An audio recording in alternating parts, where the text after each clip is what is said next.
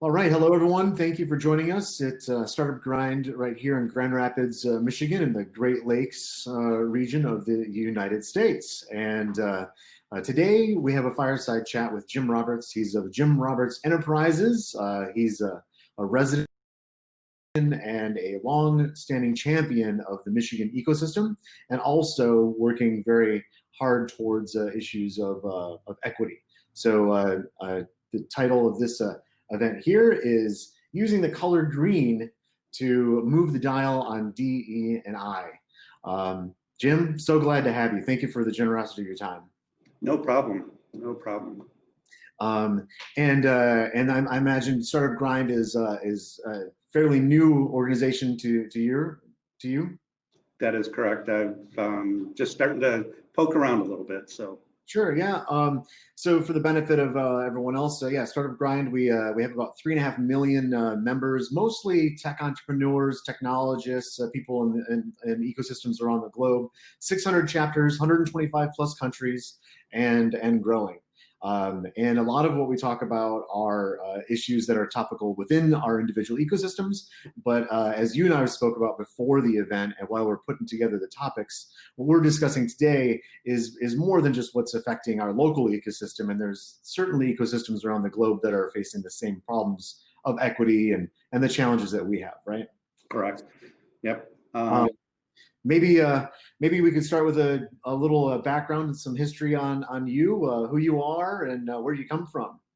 Well, I guess we can get started. Where I come from is kind of an interesting question.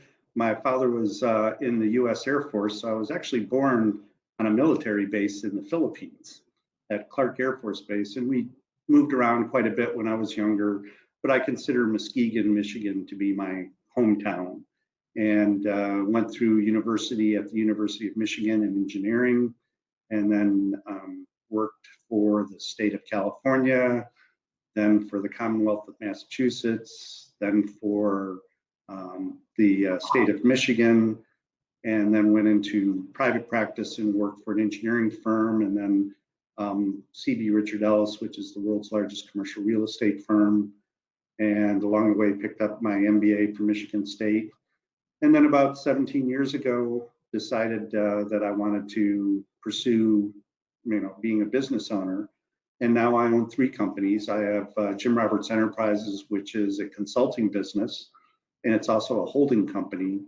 And then that company also owns Jim Roberts Investment Advisors, which is a registered investment advisory company. And then the Lake Company, which is a 50% owned Lake Company, which is a commercial real estate company. So I now own 3 companies and kind of looking for more. So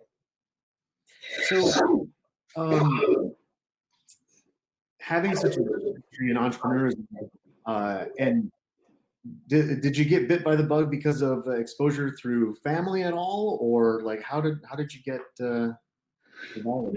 It's an interesting story because I actually had thought about becoming a business owner, but ended up going through a divorce. And really, in my old job, I was a managing director for C.B. Richard Ellis, and I had about 3,000 people reporting to me in 52 countries.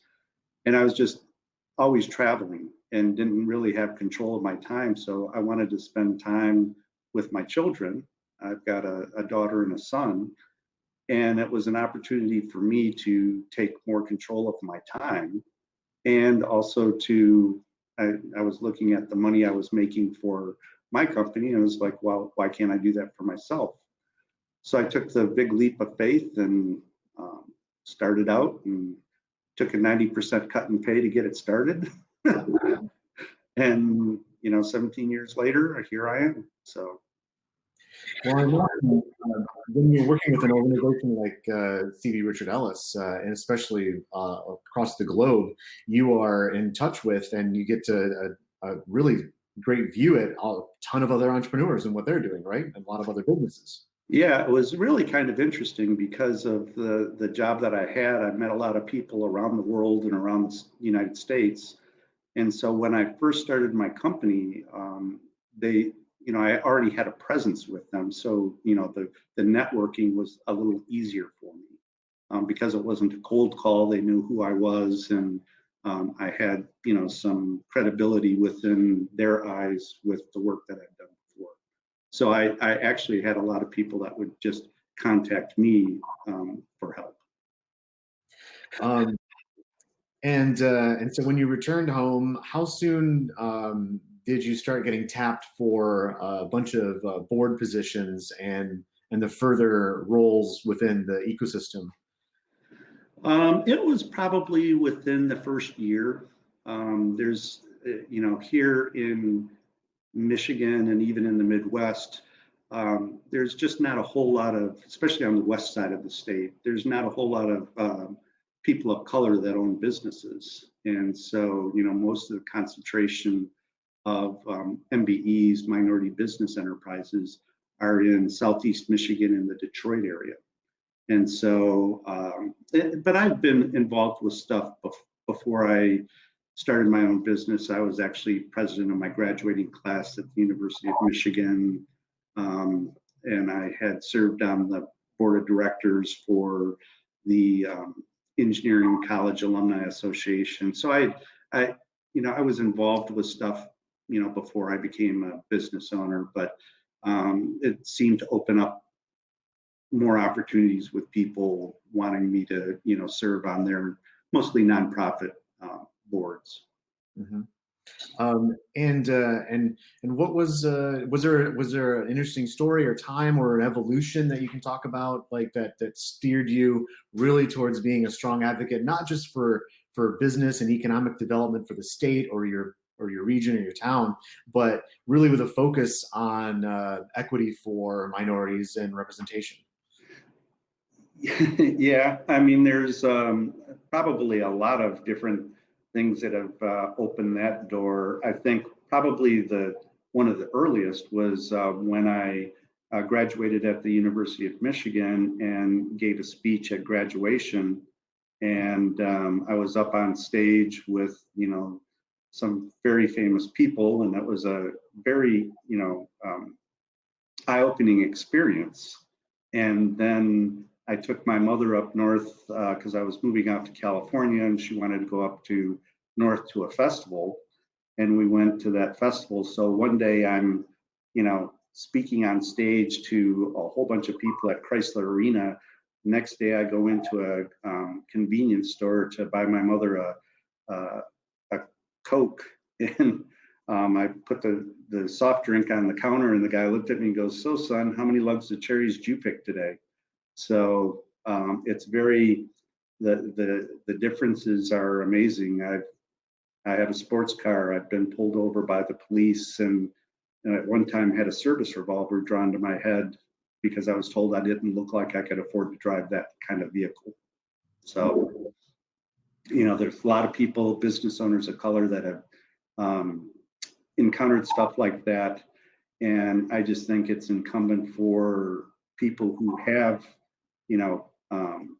had some success in life to really stand up and say it can be done. And I was telling you earlier about a Sally Ride poster that I like. It just says, this was a poster to try to encourage young women, young girls to go into STEM academically. The poster said, you can't be what you can't see. So to encourage our youth to be able to pursue other endeavors, they've got to see some role models out there.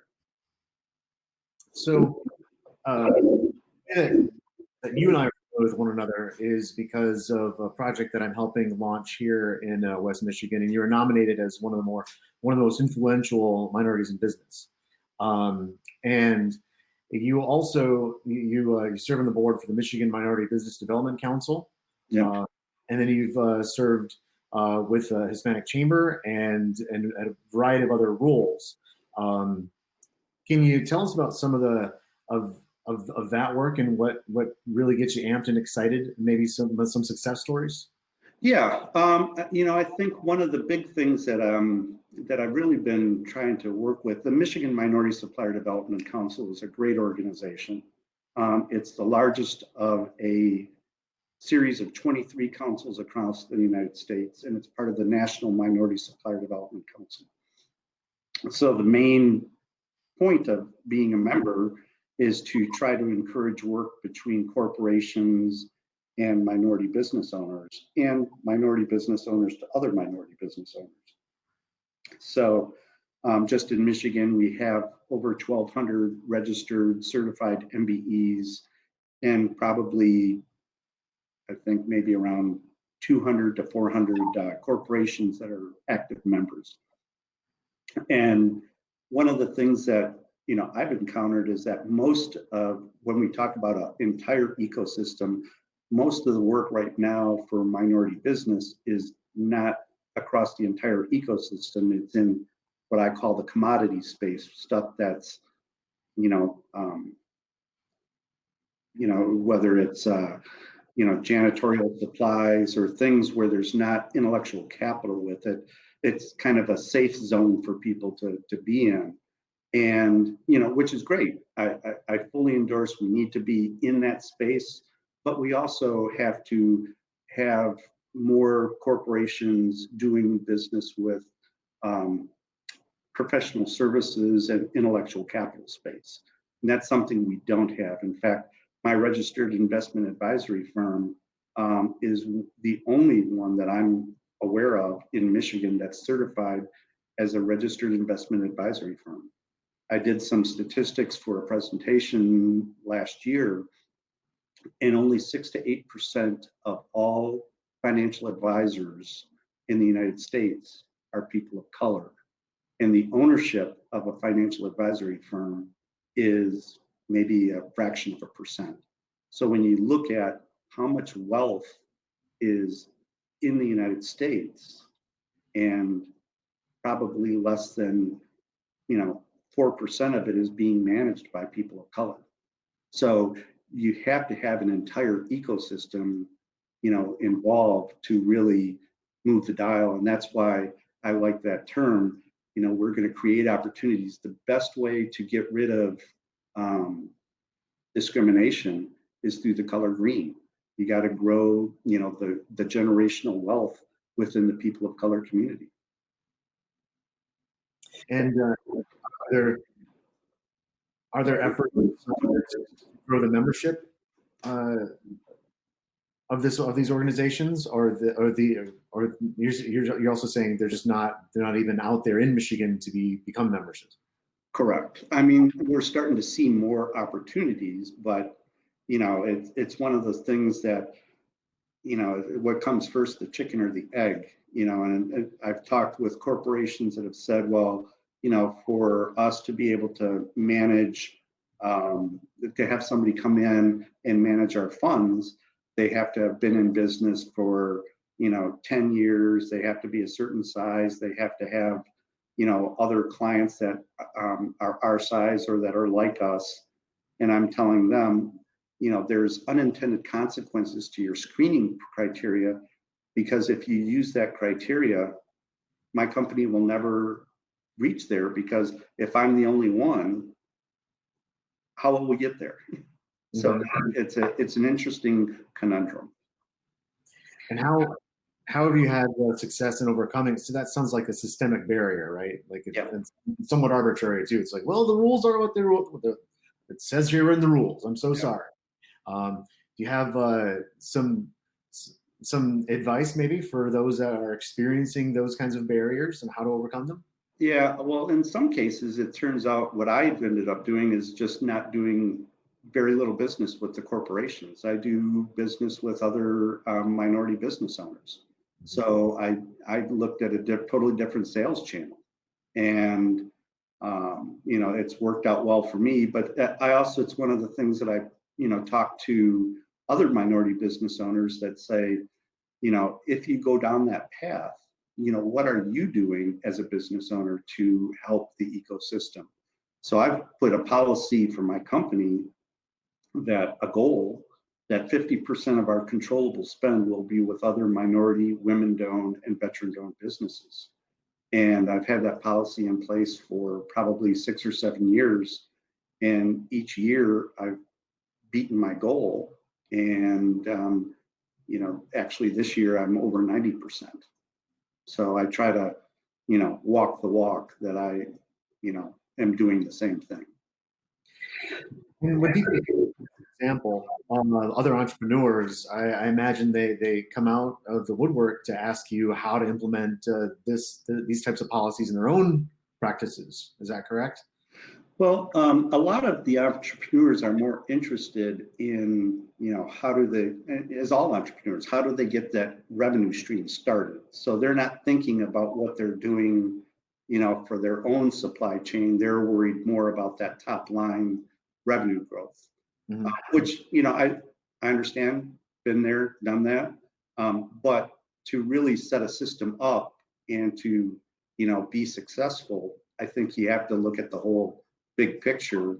And, I would go into an event, whether it's a conference or, some networking event. And my goal was to have 3 opportunities that I would generate during that event. And they didn't have to be for me. They could be for others. And so, and it turned out that I would, come up with maybe, giving some referrals to other people. And, my friends and other business owners will, why do you do that? And it's like, well, it's a pay it forward concept. And eventually people saw that I wasn't just in it for me, but I was in it for the entire community. And then the referrals started rolling back to me. And, so it takes time to develop it, but it's worth it. And I would say, the equity value of my company has grown by over 2,700% since I've, established my companies. It works, but it's a tough thing at first to, really open your mind and wrap your mind around it. Sure. We have a couple of values that we operate with Startup Grind, and it's help others before you help yourself. Give before you take, and make friends, not contacts. So to speak to that kind of behavior going into those events, we like to have that inclusiveness.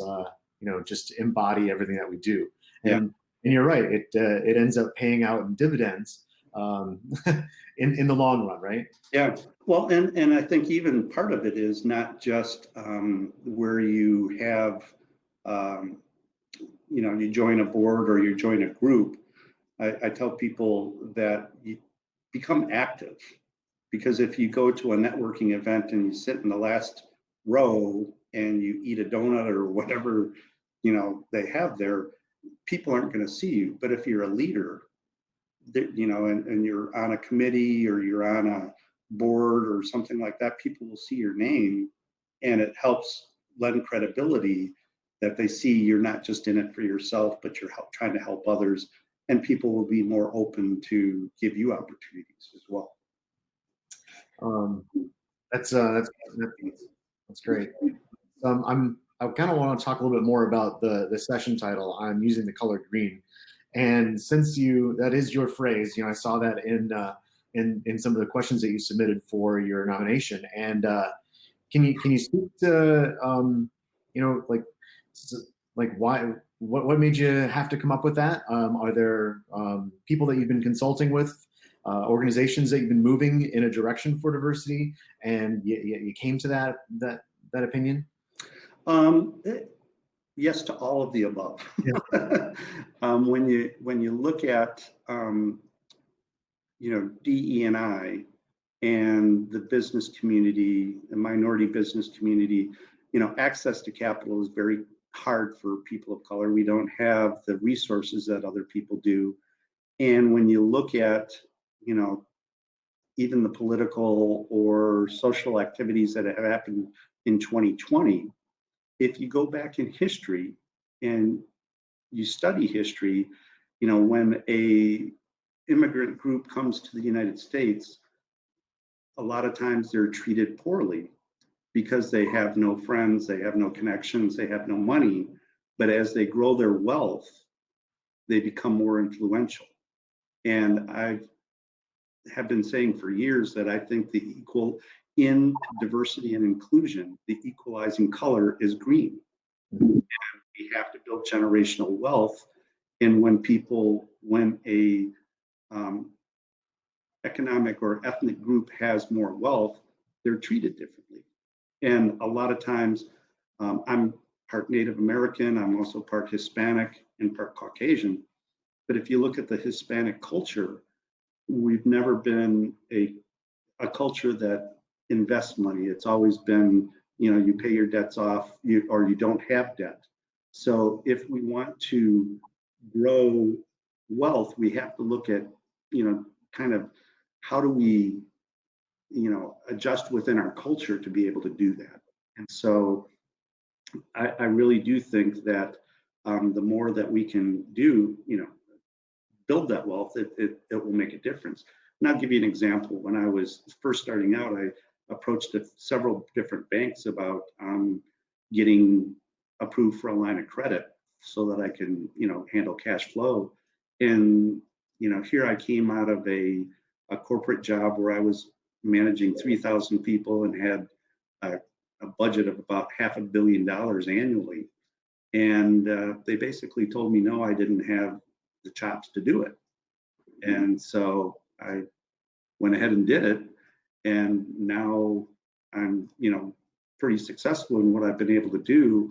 And now I've had banks come back to me and say, oh, well, we'd love to have you as a client. And I remind them that they turned me down when I needed their help. And why should I use them, when now that I'm successful? And there's a great story with Coca-Cola when the gentleman that invented Coca-Cola approached some banks that he got the same result.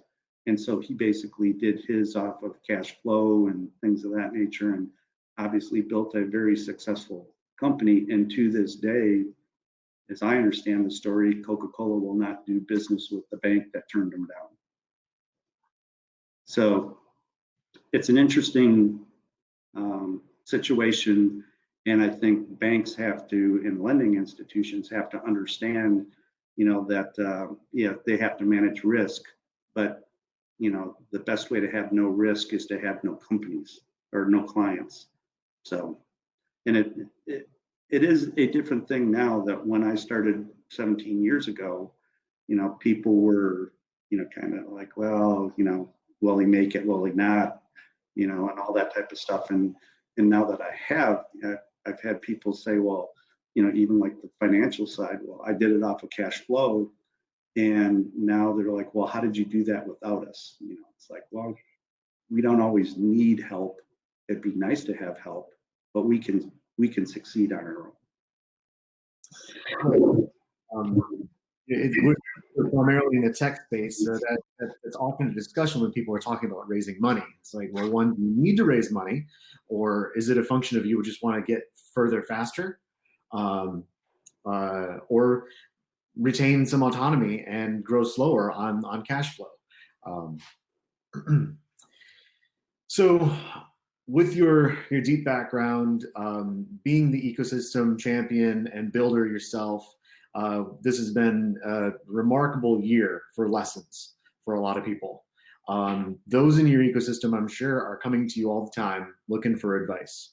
What have been some of the more compelling cases where you've been asked for advice, and what are some of those pieces of advice that you've given people? Well, I think probably some of the advice, and it's not just in this pandemic year, but just overall, I think a lot of startups, a lot of entrepreneurs, they either have a great idea or a great service that they provide, and they're very, very good at it. But one of the things that they don't understand is to do that, you have to have an entire plan around you. So let's say you're a skilled tradesperson and you're like the best, plumber in Southwest Michigan, and you do a great job and everybody's clamoring for your service. And this is going into a story that actually happened with me and a business owner that I was providing some consulting work for. And he couldn't understand why his business wasn't growing and why he wasn't, as successful as he thought he should be. And this person was very, very good at what they did. Let's just say he wasn't a plumber, but he was a plumber. Why wasn't he growing more? And so we sat down, went through his books, asked him to see his the jobs that he had sold and what his cash flow was and everything. Well, it turns out he didn't like doing paperwork. So part of the reason why he wasn't doing so well is he wasn't invoicing the clients. And so if you don't invoice them, you don't get paid.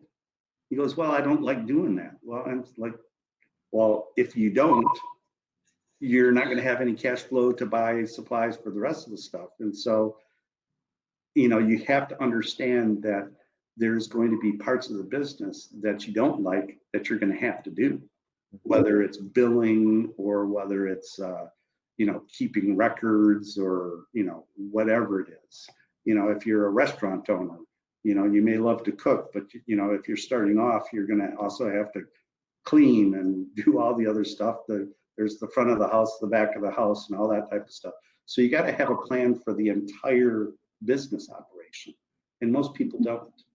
I mean, and I've talked to so many, entrepreneurs that I've mentored that have said, I've asked them, what's your projection for next year?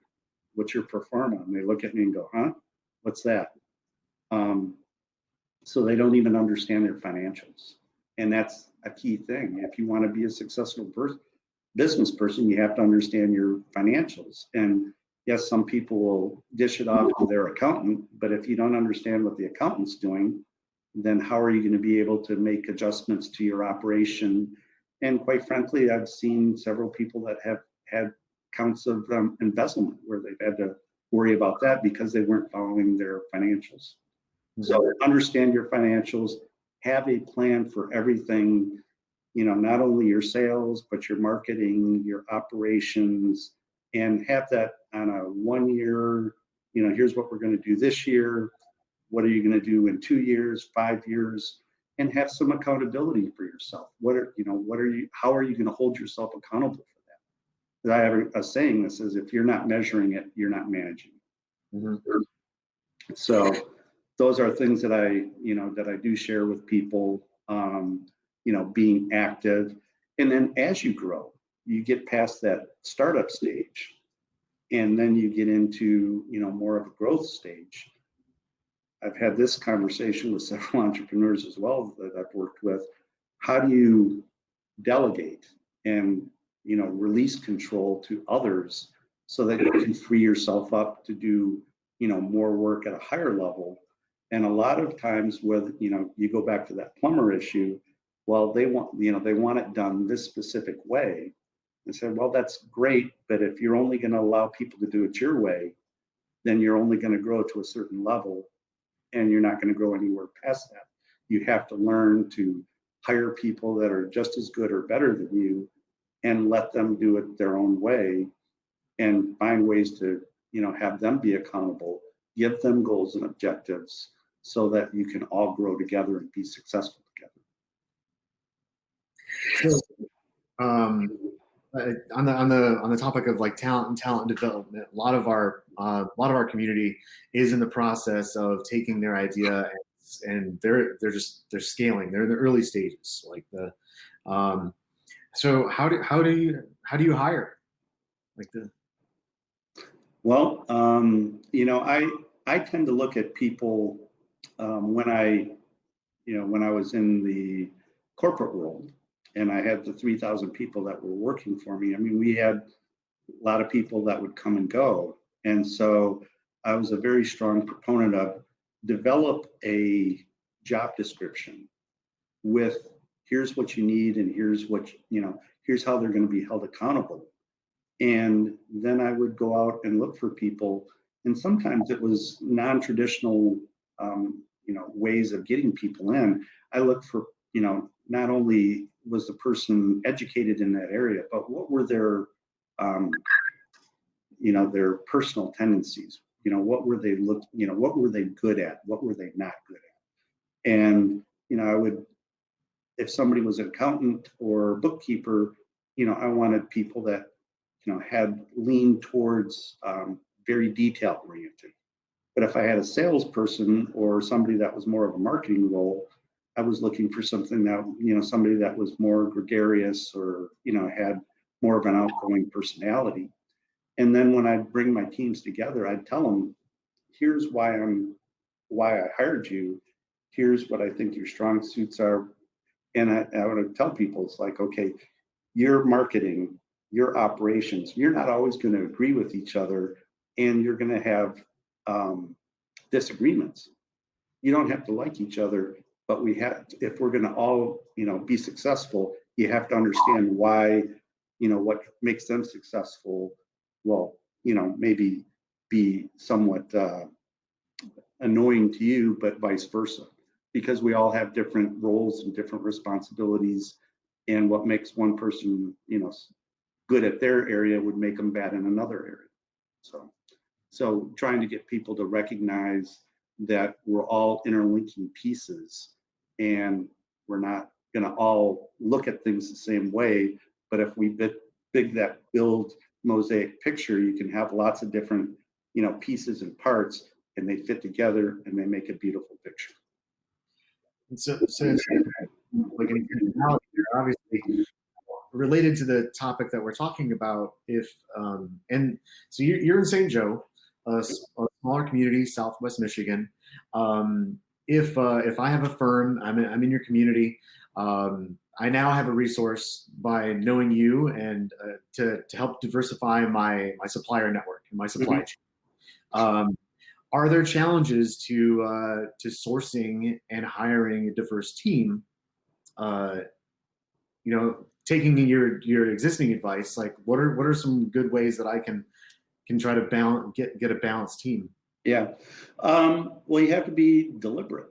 I mean, you have to really look at what you're trying to do. I took over as the president of a board one time, and we had a lot of white males on the board, and we were talking about diversity and inclusion, or just starting to kick that topic around. This was probably 15 years ago. And I said, when I became board president, we had a number of seats that had to be developed or filled. And so I said, we're going to look at females and people of color to fill these seats. We've got enough representation, and then went out and dug through our databases and said, who are some potential candidates, and if they weren't interested, could they, refer somebody that might be. And it took some effort, but we ended up going from a pretty much, other than myself, all white male board to probably being, I think we were, by the time I left that position, about 45% women, and probably around 30% diverse. So you just have to be intentional. The dial doesn't move. So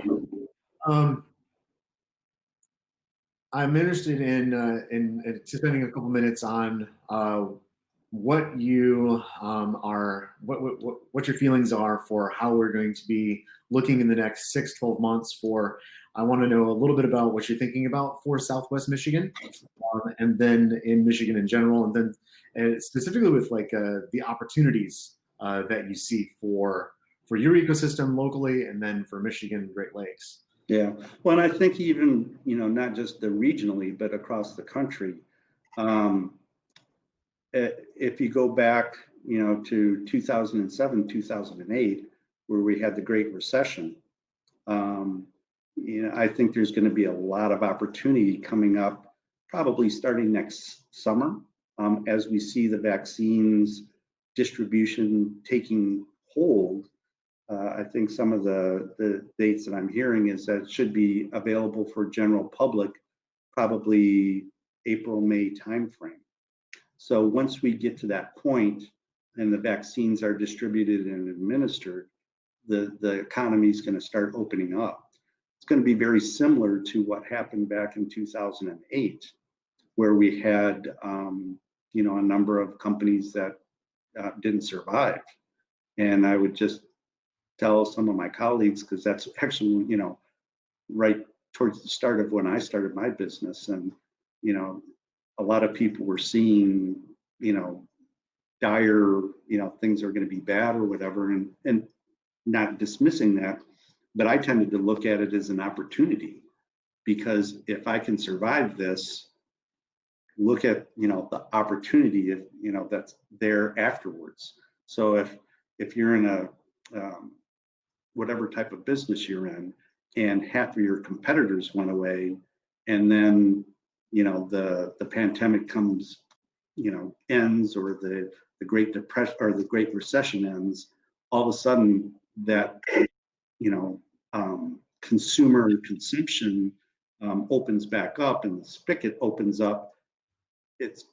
You have only, you went from having, if you had 50 companies doing that service, and now you're down to 25. That 25 is going to be able to grab market share. So I would be telling people right now, and have been telling people, prepare yourself now that you're going to survive. How are you going to handle the growth potential once the spigot opens up? Because that's where you grab market share and really expand the business that you're in. Yeah. So I'm wondering if George has any questions. I've seen him take some notes throughout our conversation, and I know that he's familiar with the west side of our state there.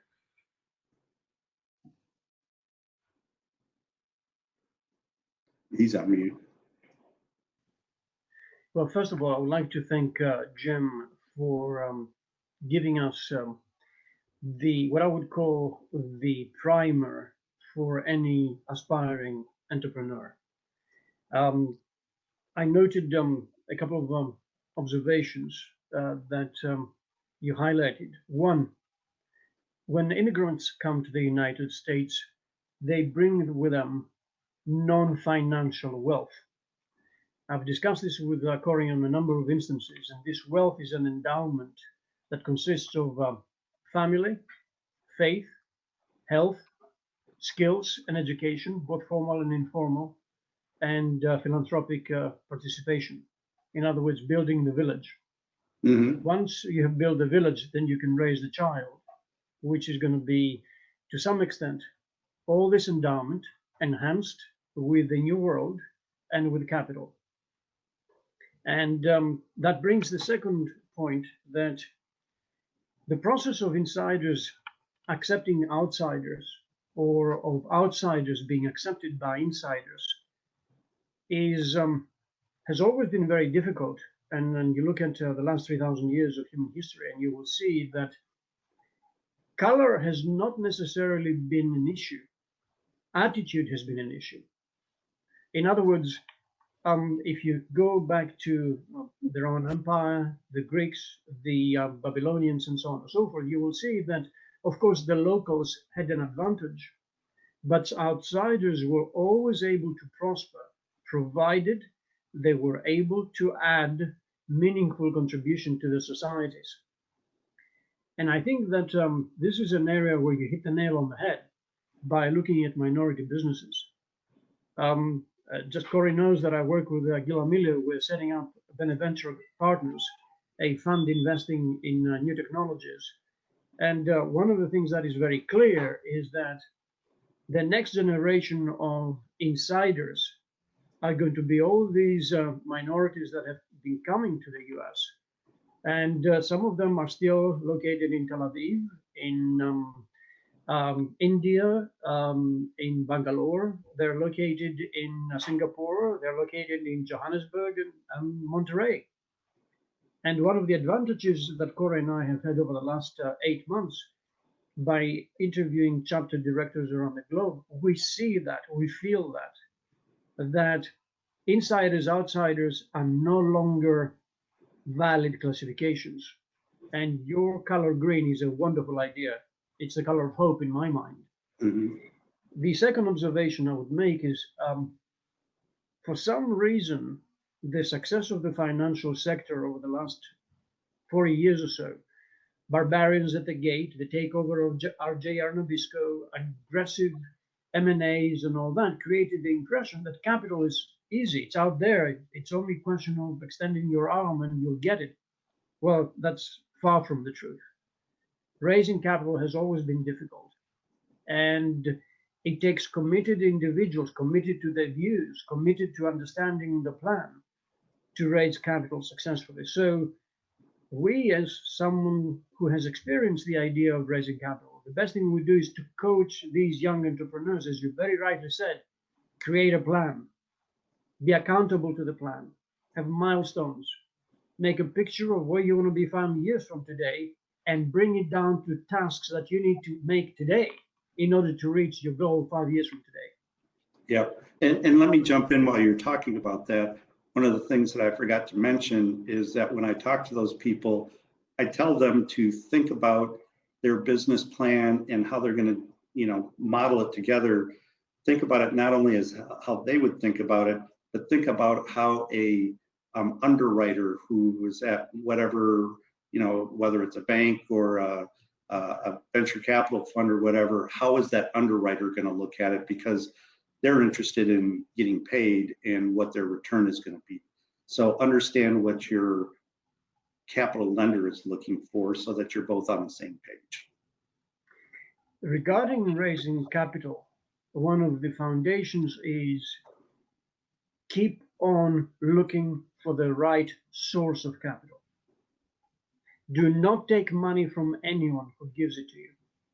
You as an entrepreneur, you have to be very selective because not all forms of capital are appropriate for your business. True. So again, raising capital is a long-term process, and we never stop raising capital at any stage of a company's life, from birth all the way to succession. You raise money in different forms, of course. Mm-hmm. Equity capital, debt capital, convertible debentures, and so on and so forth. Customers are my favorite. Well, again, the customer is a form of cash flow that you need to reward accordingly, and it's called value for money. So the next point that I think is very interesting from your presentation is that thoughts are things. What you dream becomes reality if you really want it. Mm-hmm. And to be able to do this, you need to have the skill, the will, the potential, because this is what you expect from your team. Without skill, will, and potential, it makes no sense. No one will lend you money. Nobody will listen to you. People will buy your product short term. So thank you very much for your contribution. One of the questions that I have is that we are seeing acceleration of trends. One is, of course, movement into the digital frontier of transactions, processes, and so on. But more important than that, we're beginning to see a reconfiguration of territory. We're beginning to see an exodus from the cities, which is not going to be short term. The Midwest, this beautiful area that we've been fortunate with, the Great Lakes in particular, is a prime destination. It is not an accident that the old Rust Belt was built around the Great Lakes, where the resources have been ample. Do you see a significant rejuvenation over the next 10, 15 years? Yeah, actually, that's an interesting observation that you've made on that. St. Joe is very close to Chicago. I can leave my house and be parked in the Grant Street garage probably in an hour and 15 minutes. So we're seeing a large influx of people from the Chicago area moving here. Their companies are telling them that they're going to be, maybe permanently remote or things of that nature. So houses are just flying off the shelf right now because people are leaving the cities and moving into areas like ours. So I do see that as an opportunity, but I think it's just a pendulum swing. I think people, will then start at some point, gravitating back towards more of the urban areas because that's what they're used to. I mean, there is, I love this area, and that's why I moved here. But I've also lived in large cities, and you don't get the same large city feel that you get here. So yes, I see that as an opportunity, but it's gonna buffer itself. We're in a pendulum swing, but it'll swing back a little bit more back towards the urban areas. And you might have people that, what I'm seeing is you're having people that will have a place here and in the large city, whether it's Detroit or Chicago or Indianapolis, where they'll say, okay, I'm going to spend 3 days a week here and 4 days a week there. So I think we may see more people having multiple locations that they can go to. Thank you. One of the trends that we've also noticed is that the old ivory tower has collapsed. Education is available to everybody who wants to click the mouse and spend time discovering essentially what is available in the public domain. How do you see that play in the short to medium term in terms of talent, in terms of growth, in terms of human development, really, the human capital, which is the driver of all businesses? Yeah. I mean, I think the technology is going to be helping, people to educate themselves in a lot of different areas. Although I do think that, the university experience, if you're going to go down that path, there's just more benefit for the student by having, other people in the classroom and building your network. It's not all about what you learn in the books, but it's about developing your network and, the people that you can turn to and trust. And, I look at that right now with myself, and there are people that I know back from my college days where, we met at at the union playing pool or at a football game or at a party or something like that. And, life is very different when you're at that age and you don't have as many stratifications of societal type things as you do when you get, older or later in life. So you tend to, build those networks starting back then, and that helps to grow you as a professional, whether you're, pursue something that's more of an intellectual capital basis, or even if you're, a skilled tradesperson, you're going to build those networks when you're younger. So I do see there's some advantages to the, doing things via computer, but I do think there is a need for us to really, have that personal interaction. That's how you build the trust and the foundation.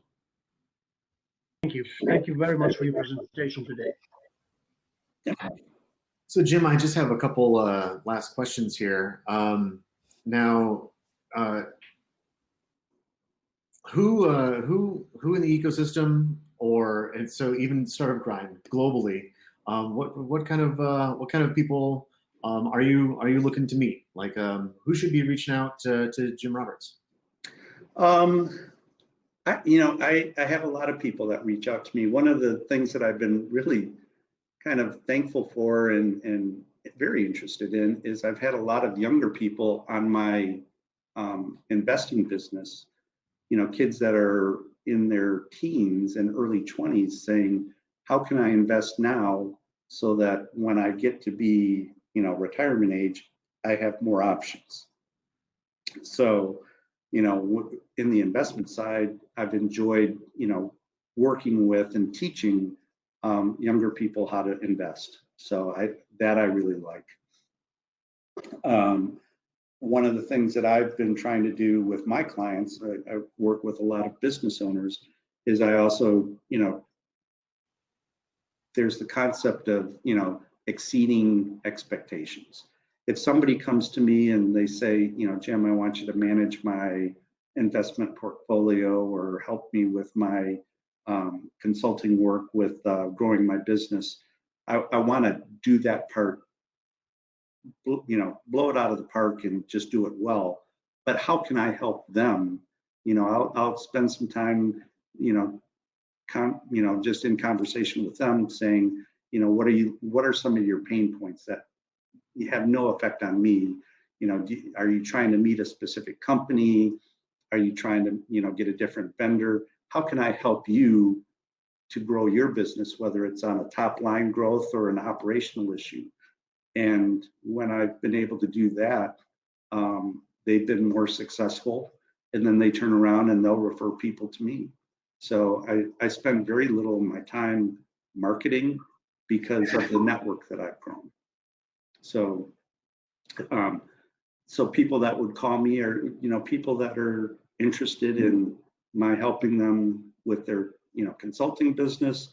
I've got a few spots open in my commercial real estate or their investing side. I mean, probably the more interesting thing for me is the investing stuff, because I can help impact people.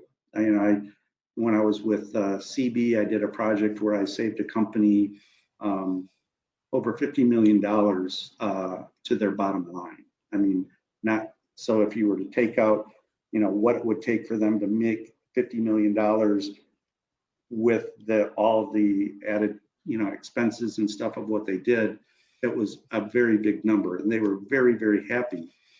But, the next month they were like, okay, so what's the next project you're going to do for us? Yeah. Because when I help individuals to prepare a plan for their investment portfolio, they're much more appreciative of the work that's been done. And, it's more of a, not only a client, relationship, but more of a friendship relationship. So.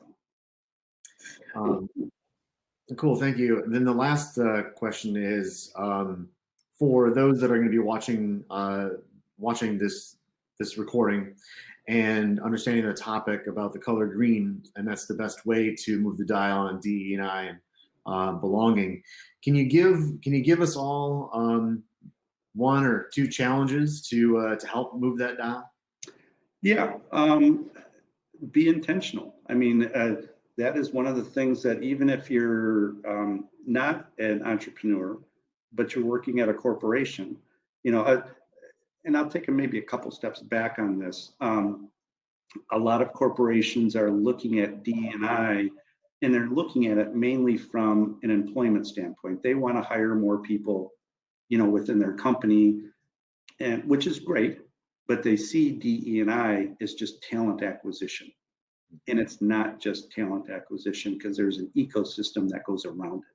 And I'll give you an example. There was a woman that I was talking about. She was being recruited as a CEO, and the town, the community that she went to was predominantly white, and she was African American.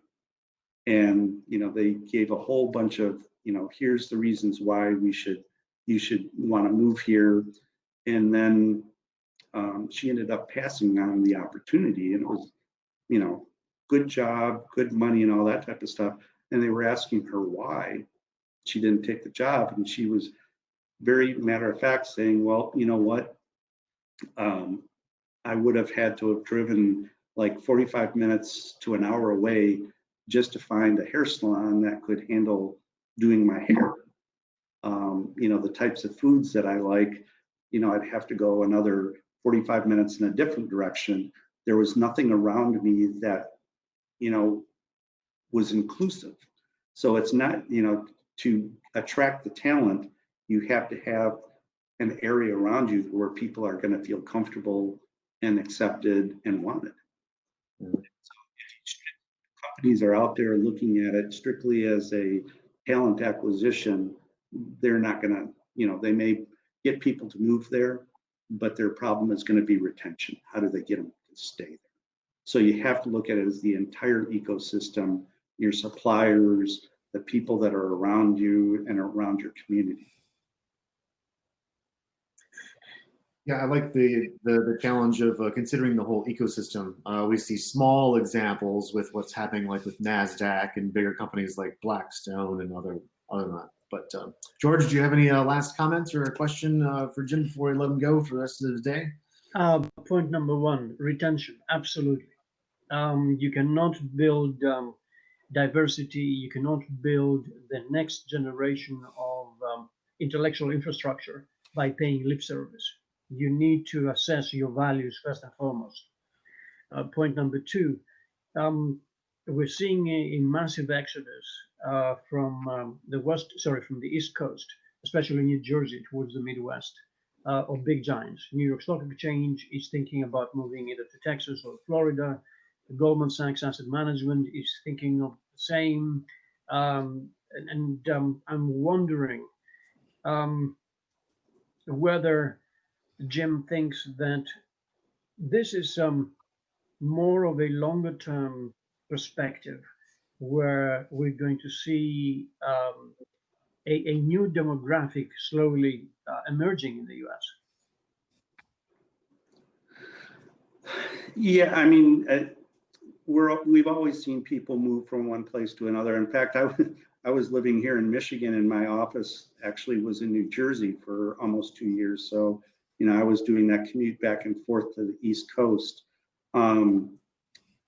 You know, again, as people migrate and companies migrate, corporate headquarters, you know, they're gonna, if they're going from New Jersey and I'm assuming the New York City area, they're probably going to be going to a larger metro area. So you might have the same infrastructure type stuff that, you know, I'm assuming that, you know, if you're in New York and you go down to Dallas, that you're going to have maybe similar type communities somewhat established.